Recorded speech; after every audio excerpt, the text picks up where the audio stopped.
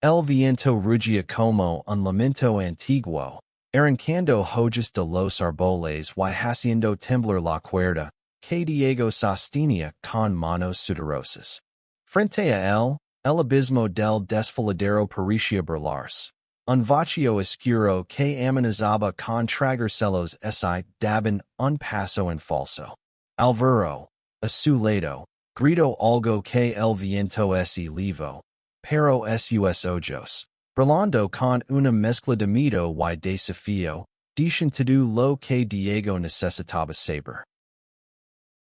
Habían legado a los perennios en busca de una aventura, una escapada de la rutina sofocante de Zaragoza.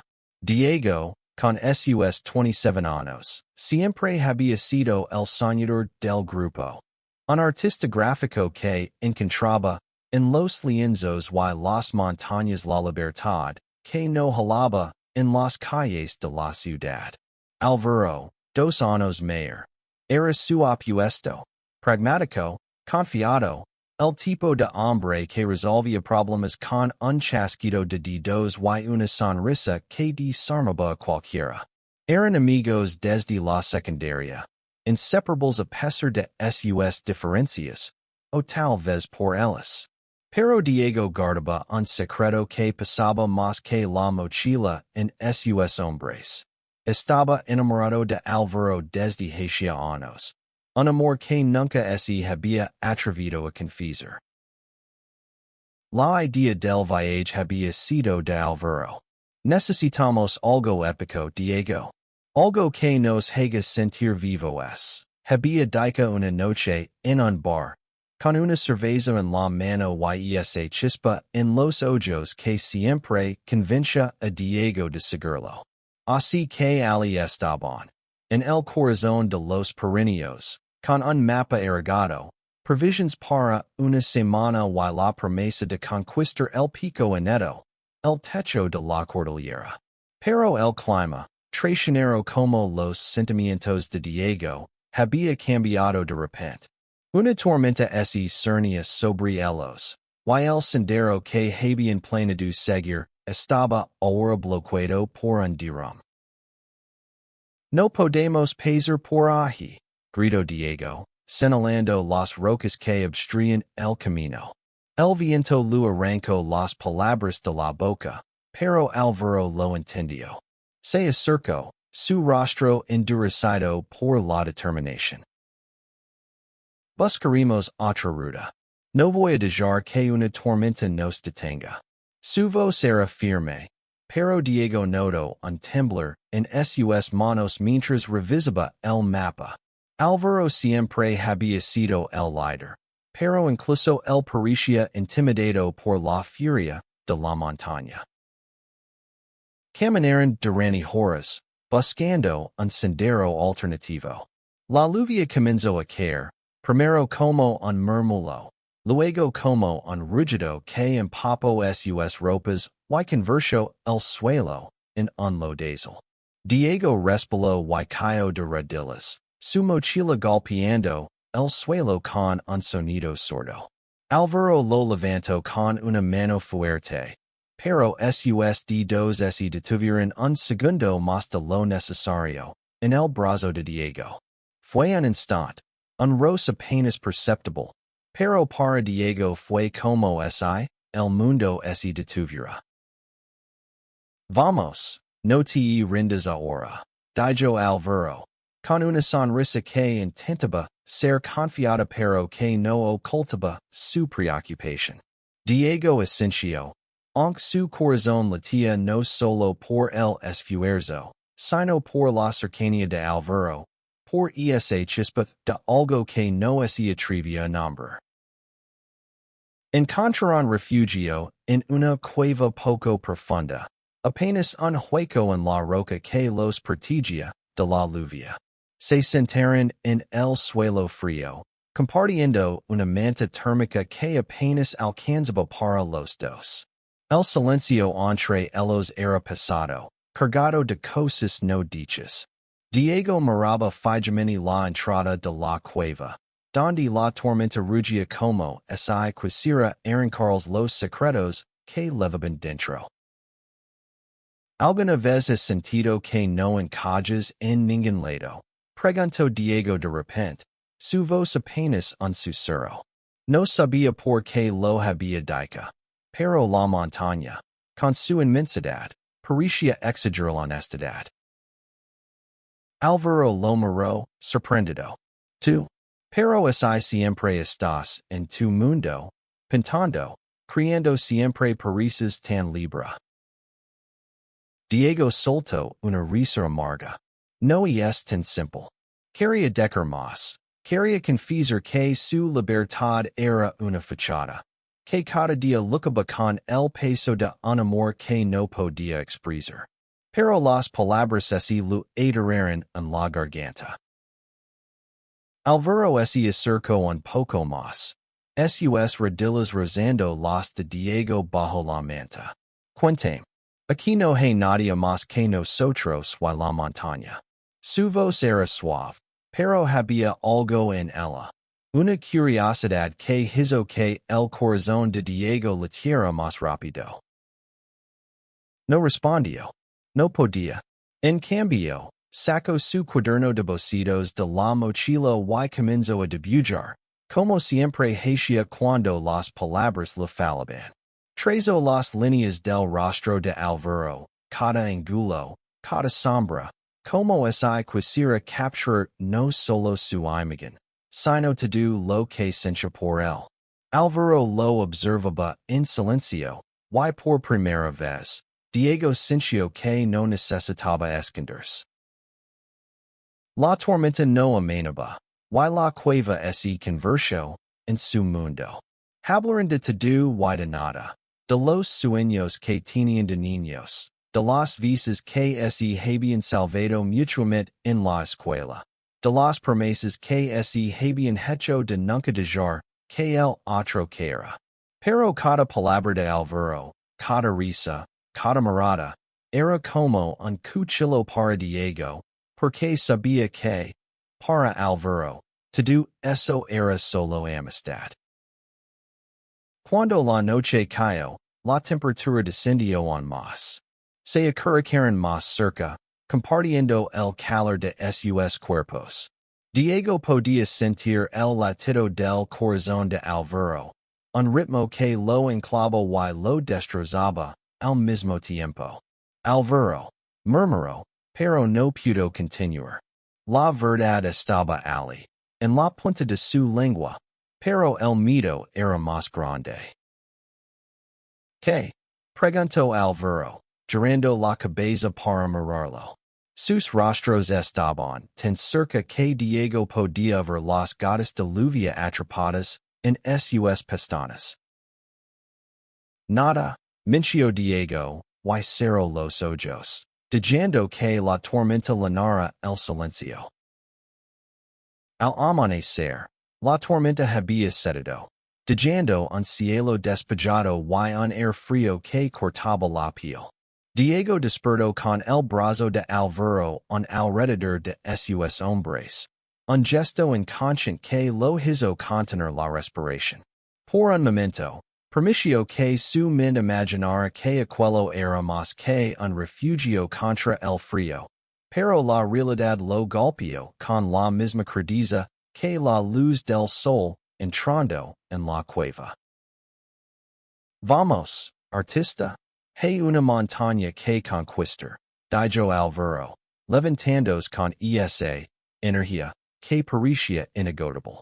Diego sonrió débilmente, recogiendo sus cosas con manos temblorosas.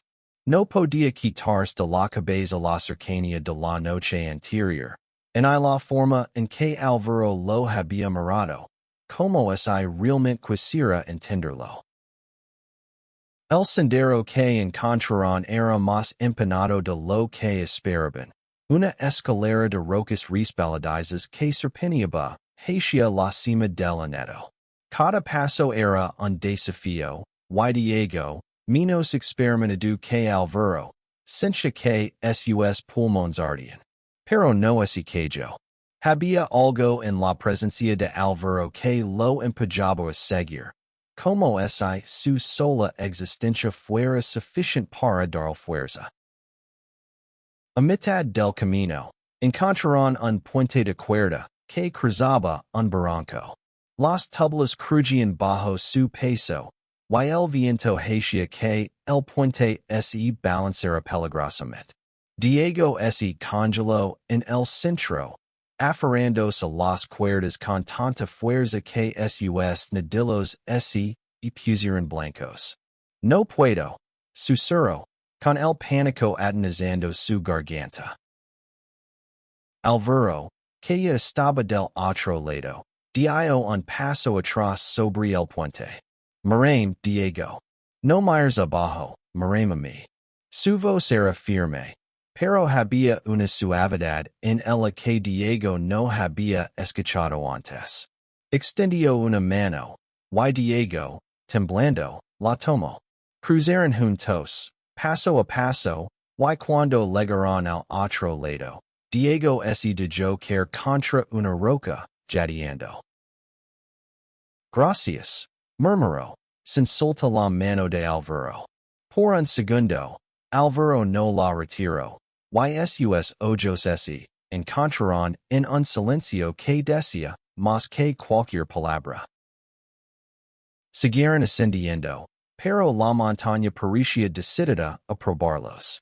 Una roca suelta rodó bajo el pie de Alvaro, y antes de que Diego pudiera reaccionar, Alvaro respiró y cayó varios metros por una pendiente. Diego gritó su nombre, su corazón latiendo con tanta fuerza que pensó que se le saldría del pecho. Corrió hacia él, resbalando en el terreno inestable, y lo encontró tendido entre las rocas, con una pierna torcida en un ángulo antinatural. Alvaro, ¿estás bien? Diego se arrodilló a su lado, sus manos temblando mientras revisaba la herida. La pierna estaba rota, no había duda, pero Alvaro estaba consciente, impelido por el dolor. No te preocupes, estoy bien, mintió Alvaro, intentando sonreír. Pero su voz era débil, y Diego supo que estaban en problemas. Estaban a kilómetros de cualquier ayuda, sin señal en sus teléfonos, y el sol comenzaba a descender de nuevo. Diego improvisó una farla con palos y cuerdas de su mochila, trabajando con una precisión que no sabía que tenía. Alvaro lo observaba, sus ojos nublados por el dolor pero también por algo más. Algo que Diego no se atrevía a interpretar. Eres increíble, ¿lo sabías? Dijo Alvaro, su voz apenas un susurro. Diego sintió que el mundo se detenía. Quería responder. Quería decir que no era increíble, que solo estaba desesperado por mantenerlo a salvo, porque no podía imaginar un mundo sin él. Pero en lugar de eso, se concentró en la farla, asegurándose de que estuviera firme. Para en la noche allí, bajo un cielo estrellado que parecía infinito, Diego mantuvo a Alvaro despierto, contando historias de su infancia, de las veces que habían escapado de los profesores para pintar grafitis en las paredes de la escuela. Alvaro reía, aunque cada risa terminaba en un gemido de dolor. Y en algún momento, cuando el frío los obligó a acercarse de nuevo, Alvaro tomó la mano de Diego y no la soltó. Si salimos de esta, te debo una, dijo Alvaro, con una seriedad que hizo que Diego lo mirara fijamente. No me debes nada, respondió Diego, pero su voz temblaba. Quería decir que lo único que quería era que Alvaro estuviera bien, que estuviera a su lado, que lo viera no solo como un amigo. Pero el miedo seguía siendo más grande que su valencia. El amanecer trajo consigo una claridad cruel. La pierna de Alvaro estaba hinchada, y cada movimiento lo arrancaba un granito de dolor. Diego sabía que no podían quedarse allí mucho más tiempo. Necesitaban encontrar ayuda. Pero el terreno era implacable. Y la cima del neto, inestabillos. La idea de dejar a Álvaro solo para buscar un rescate lo revolvía el estómago, pero no veía otra opción. Voy a bajar al valle. Tien que haber alguien. Un refugio, algo, dijo Diego, tratando de sonar seguro. Pero sus ojos traicionaban su miedo. Álvaro lo agarró del brazo. No, no vas a ir solo. Si te pasa algo, no termino la frase, pero la intensidad en su mirada hizo que Diego sintiera un calor en el pecho, a pesar del frío de la montaña. Estar bien. Tú quédate aquí, no te muevas. Diego intentó sonreír, pero el peso de la responsabilidad lo aplastaba. Dejó a Álvaro con la mayor parte de las provisiones y la manta térmica, asegurándose de que estuviera lo más cómodo posible. Antes de partir, Álvaro lo llamó. Diego, prometime que volverás. Había algo en su voz, una vulnerabilidad que Diego no había escuchado antes. Lo prometo, respondió, y por primera vez, sintió que no solo estaba hablando con su amigo, sino con alguien que empezaba a verlo de verdad. El descenso fue una pesadilla. El terreno resbaladizo y las rocas sueltas hacían que cada paso fuera un riesgo. Diego se movía tan rápido como podía, ignorando el ardor en sus músculos y el miedo que les susurraba, que no lo lograría. Pensaba en Álvaro, en su risa, en la forma en que siempre había estado allí para él, y eso lo mantenía en paz. Tras horas que parecieron días, encontró un pequeño refugio de montaña. Dentro, un grupo de excursionistas escuchó su historia con rostros seriosos. Uno de ellos, un guía experimentado llamado Marcos, organizó un equipo de rescate con una eficiencia que Diego agradeció en silencio. Mientras subían de nuevo hacia Álvaro, Diego no podía dejar de pensar en lo cerca que había estado de perderlo. Cuando llegaron, Álvaro estaba pálido, pero vivo. Los rescatistas trabajaron rápidamente, estabilizando su pierna y preparándolo para el descenso. Diego no hacía parte de su lado, sosteniendo su mano con una intensidad que no podía disimular. Álvaro lo miró, y por un momento, pareció que había decir algo importante, pero uno de los rescatistas lo interrumpió con una pregunta. El descenso fue lento y cuidadoso. Diego caminaba junto a la camilla improvisada, sus ojos fijos en Álvaro. En un momento, cuando los demás se adelantaron, Álvaro le susurró. Sabes, nunca había tenido tanto miedo en mi vida. Pero saber que estabas allí eso lo cambió todo. Diego sintió que su corazón se detenía. Quería responder. Quería decir que él también había tenido miedo, no solo de perder a Álvaro, sino de nunca haber dicho la verdad. Pero las palabras seguían atrapadas, como siempre. Llegaron al refugio al anochecer. Los rescatistas decidieron pasar la noche allí antes de continuar hacia el pueblo más cercano. Diego y Álvaro compartieron una pequeña habitación con literas, y aunque los demás estaban cerca, por primera vez en días, sintieron que tenían un momento de intimidad. ¿Por qué no me lo dijiste antes? Preguntó Álvaro de repente, rompiendo el silencio. Diego lo miró, confundido. ¿Decir qué? Álvaro respiró hondo. Como si estuviera reuniendo valor. ¿Que sientes algo por mí? Lo he visto en tus ojos, Diego. En la forma en que me miras cuando crees que no me doy cuenta. El mundo de Diego se detuvo. No sabía si reír, llorar o salir corriendo. Todo lo que había guardado durante años estaba ahora al descubierto. Y no había ningún lugar donde esconderse. Diego sintió que el aire se lo escapaba de los pulmones. Las palabras de Alvaro resonaban en su cabeza, cada una como una piedra cayendo en un están quieto, creando ondas que lo desestabilizaban. Estaba sentado en la litera inferior, con las manos apretadas entre las rodillas, incapaz de mirar a Alvaro a los ojos. Como lo supiste, logró decir finalmente, su voz apenas un susurro. Alvaro se incorporó un poco, haciendo una mueca de dolor por el movimiento. No soy tan ciego como crees, Diego.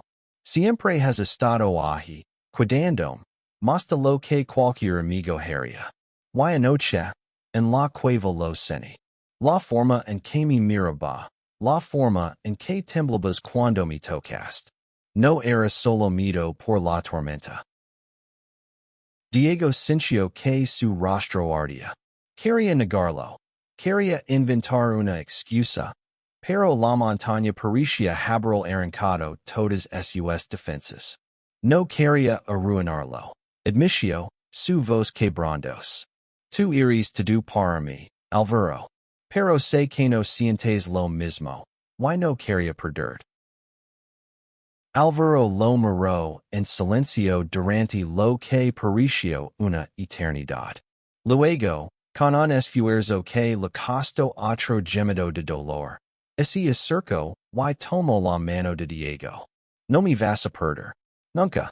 Pero necesito tiempo para entender esto, ¿sí? Todo esto es nuevo para mí. Diego asintió, aunque su corazón estaba en un torbellino. No sabía si sentirse aliviado o adorado. Alvaro no lo había recazado, pero tampoco lo había dado una respuesta clara. Y sin embargo, ese pequeño contacto, su mano cálida contra la suya, era suficiente para mantenerlo anclado. A la mañana siguiente, los rescatistas los llevaron al pueblo más cercano, donde un helicóptero médico esperaba para trasladar a Alvaro a un hospital en Zaragoza. Diego no se separó de él, incluso cuando los médicos insistieron en que solo la familia podía acompañarlo. Soy su familia, dijo Diego con una firmeza que sorprendió a todos, incluido él mismo. En el hospital, mientras Alvaro se recuperaba de la cirugía en su pierna, Diego pasó horas en la sala de espera, dibujando, en su cuaderno. Cada trazo era un intento de procesar lo que había pasado, de dar forma a la esperanza y el miedo que lo consumían. Dibujó a Alvaro en la montaña, con el viento en el cabello y esa sonrisa que siempre lo había desarmado. Pero también dibujó sus propios ojos, llenos de anhelo, reflejando un amor que ya no podía ocultar. Cuando finalmente lo permitieron entrar a la habitación, Alvaro estaba despierto, con la pierna enhizada y una expresión cansada pero serena. Pensé que te habías ido a casa, dijo, con un atisbo de esa sonrisa que Diego amaba. No había de solo, respondió Diego, sentándose a su lado. Por un momento, ninguno dijo nada. Luego, Alvaro extendió una mano, y Diego la tomó sin dudar.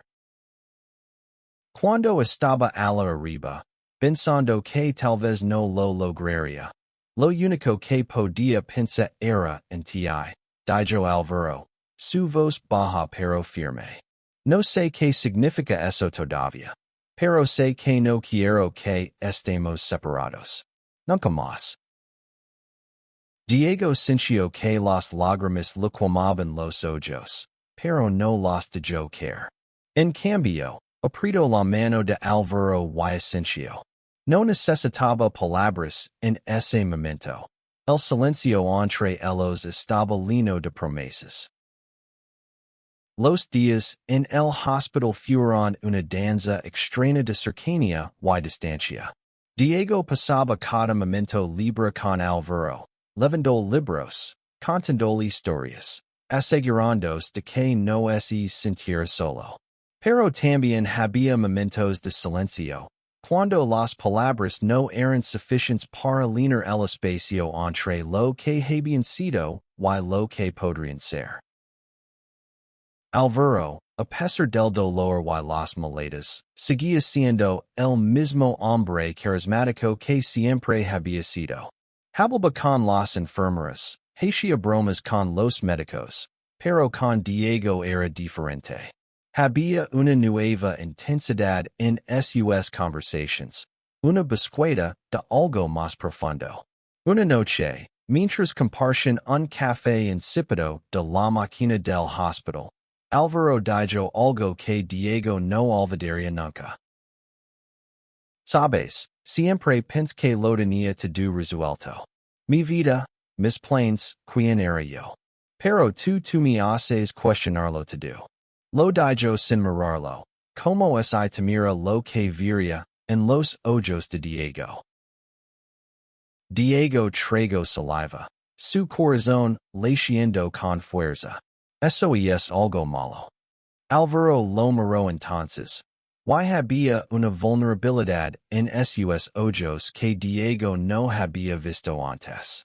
No, es adorador, pero no es malo.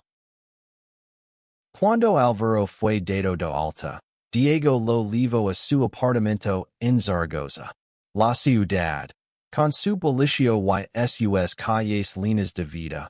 Parecía un mundo diferente al de la montaña. Pero los ecos de lo que habían vivido seguían con ellos.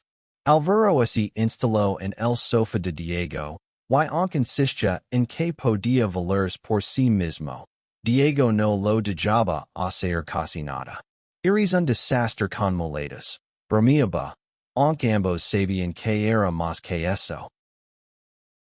Una noche, mientras veían una película vieja en la televisión, Álvaro apoyó la cabeza en el hombro de Diego. Fue un gesto pequeño, casi casual, pero para Diego fue como si el mundo entero se reorganizara. No se movió, temiendo romper el momento, pero su corazón latía tan fuerte que estaba seguro de que Álvaro lo sentía. Diego, dijo Álvaro, sin levantar la cabeza. ¿Qué pasa si no estoy seguro de lo que siento? Pero sé que no quiero que esto termine. Diego respiró hondo, buscando las palabras. Entonces lo descubrimos juntos. Paso a paso. Álvaro levantó la cabeza y lo miró. Sus ojos buscando algo en los de Diego. Luego, lentamente, como si estuviera probando el terreno, se inclinó y lo besó. Fue un beso tímido, inseguro, pero lleno de una ternura que hizo que Diego sintiera que todo el dolor, todo el miedo, había valido la pena. El beso marcó un antes y un después. No fue una respuesta definitiva, ni una promesa grabada en piedra, pero fue un comienzo. Diego y Álvaro pasaron los días siguientes navegando esa nueva realidad. Llena de momentos incómodos pero también de una intimidad que ninguno de los dos había esperado. Álvaro, que siempre había sido tan seguro de sí mismo, se encontraba tropezando con sus propias emociones, mientras Diego aprendía a ser paciente, a darle espacio para que encontrara su camino. Volvieron a las montañas meses después, cuando la pierna de Álvaro ya estaba casi completamente recuperada. No al neto, no todavía, sino a un sendero más suave, cerca de Jaca. Esta vez no buscaban conquistar nada, solo querían estar juntos. Lejos del ruido de la ciudad, y de las expectativas de los demás. Caminaron en silencio durante gran parte del trayecto, pero era un silencio cómodo, lleno de entendimiento. Cuando llegaron a un claro con vistas al valle, se sentaron en una roca plana, compartiendo una botella de agua. El sol estaba alto, y el air olía a pino y libertad. ¿Sabes? Dijo Alvaro, rompiendo el silencio. Nunca pensé que mi vida daría este giro. Pero no me arrepiento de nada. En de la tormenta, en de la queda, en de esto. Hizo un gesto vago que abarcaba todo. La montaña, los dos, el momento. Diego sonrió, sintiendo que los países de su corazón finalmente encajaban. Yo tampoco. Aunque sigo pensando que eres un peligro con un mapa. Alvaro Rio, y el sonido lino el air como una melodía. Luego, se acercó y tomó la mano de Diego, entrelazando sus dedos con una naturalidad que sorprendía a ambos. Gracias por no render conmigo, dijo, su voz suave pero cargada de emoción. Diego no respondió con palabras. En cambio, se inclinó y lo besó. Un beso que no tenía la timidez del primero, sino la certeza de dos personas que habían encontrado algo verdadero en medio del caos. Los meses siguientes fueron un viaje en sí mismos. Diego y Alvaro construyeron una relación que no encajaba en ninguna caja predefinida, pero que era suya, forjada en las dificultades de la montaña y en los momentos de vulnerabilidad que habían compartido. No todo fue fácil.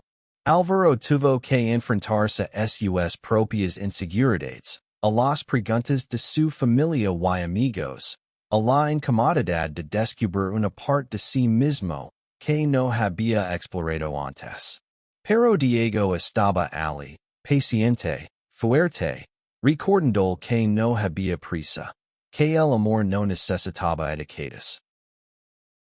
Volvieron al aneto un año después, esta vez mejor preparados, con un guía y un grupo de amigos que los apoyaban. Subieron hasta la cima, y cuando llegaron, Diego sacó su cuaderno y dibujó el paisaje, pero también a Alvaro, con el viento en el cabello y una sonrisa que hablaba de libertad. Este es el mejor cuadro que has hecho, dijo Alvaro, mirando por encima de su hombro. No es el cuadro, respondió Diego, sonriendo. Es lo que significa. La montaña les había dado más que una aventura.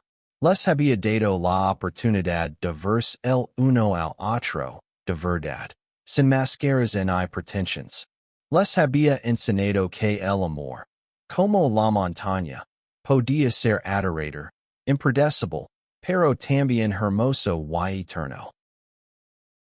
Cuando bajaron, Diego y Alvaro no solo levaban recuerdos de la cima, sino una promesa tachida, estarían juntos, sin importar las tormentas que vinieran. Porque en la montaña, entre el viento y las rocas, habían encontrado algo que los unía para siempre. Un amor que no necesitaba explications, solo existir.